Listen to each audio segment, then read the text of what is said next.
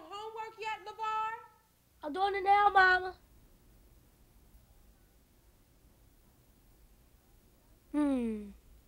3,000 years ago, the Chinese invented the kite. The ancient Chinese launched their spears from their kites during combat. I thought Africans invented that.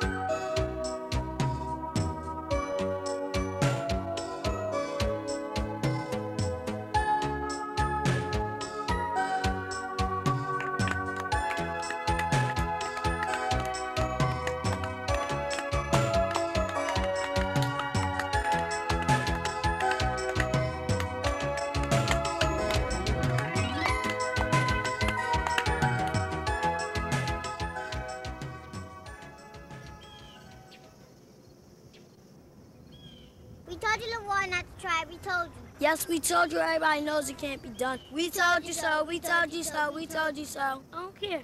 Someday I'll do it. You'll see. I'll fly a kite so far up into the sky that you won't be able to see it. Everybody will be shocked. You'll see. You might as well not try it, won't we? Will you ever learn? I won't give up. Never. You better stop before you get yourself in a lot of trouble and your mother's going to beat you. And your father's going to beat you too if you don't stop. I won't give up. I won't. Never, never, never. What about him, Lavarr? What about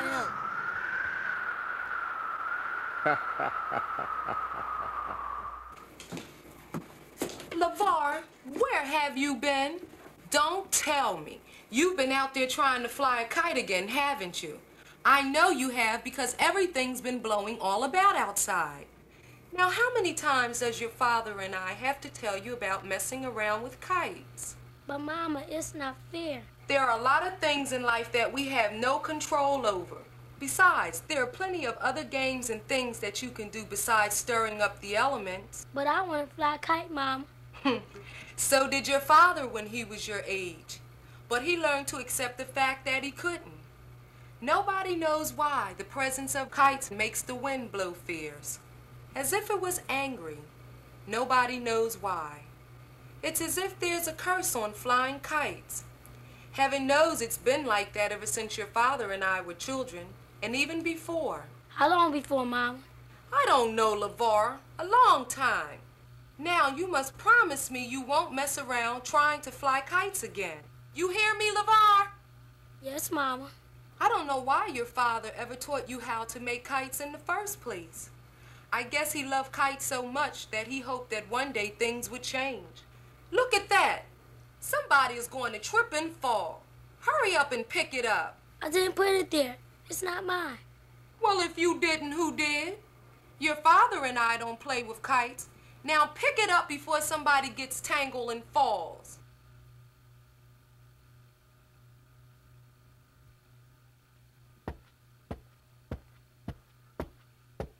And don't stomp your feet because I'm baking a cake. Lavarr, don't you stomp.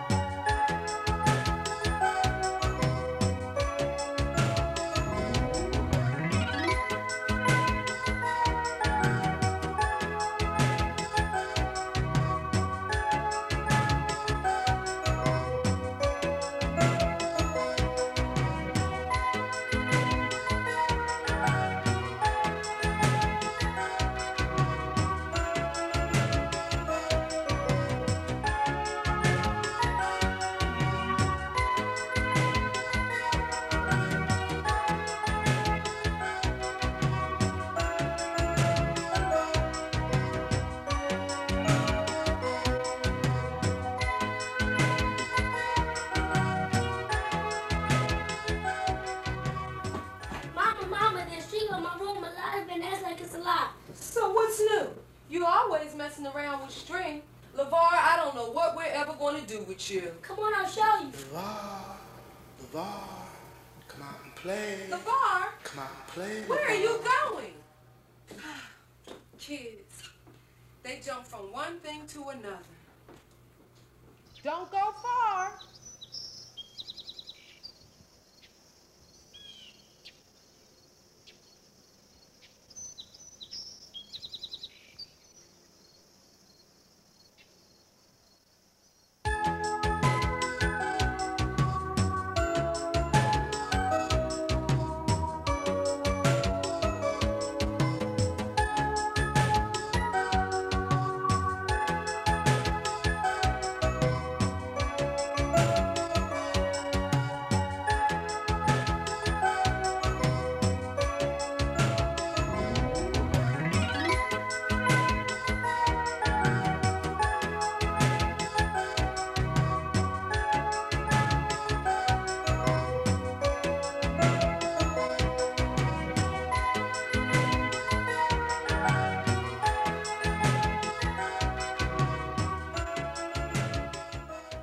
I've been waiting for you, Lavarr. You've been waiting for me? Yes, for you. How do you know me? How do you know my name? I know everything about you. You do? I don't know you. You don't know me in your eyes or in your conscious mind, but you know me in your past. You have been chosen because of who you are and your desire to do what must be done. Me? Yes, like myself. You have a love for kites more than anyone else. For centuries, we have been waiting for this meeting. 3,000 years ago, when the heavens were at man's fingertips and the skies belonged to all mankind, man enjoyed the love of kite flying. Then a curse came upon the land, and for generations, mankind was deprived of kite flying. The curse came in many forms and cost undue toil. It was born in the center of a scourging fire, and it wandered among the righteous and changed the good to bad. It perched in the trees and nibbled on the fruits and caused it to rot. It even dwelled within the splendor of the rainbow and changed its brilliant colors to mud. But worst of all, it lived in the playgrounds in our sky. Then a child was born, and he became the greatest kite maker of all. He made a truly magnificent kite that met the evil in the sky and chased it away. But the great kite maker eventually passed away, and the evil returned in another form. This is why you are here today, Lavarr. You came from the greatest of all kite makers. You were handed down from the kite man. You are more able than you know, more than you can imagine. You are talking about the wind, aren't you? Yes, if you must call it that. This time it came by the way of the flies, the worms and the rats and the snakes, living off of decay of buzzardskin and the tails of the purple lizard. It roams through the gutters and the waste and the slime. It wanders across the earth dripping with spit. Its fingers are claws, and it is transparent now. Slices itself across the sky, disguised as the wind, but it is not the wind. It is an imposter. No wonder I can't fly my kite. It spins its web of misery and pain to destroy all kites. Are you sure this thing can be stopped? It has to be stopped. And there is no one else but you who can do it. Your love for kites is where your strength lies. You are in part a living kite yourself. You have become, through your obsession for flight, an earth-bound human missile. All that is required from your hand is a piece of string extending to the stars and your imagination.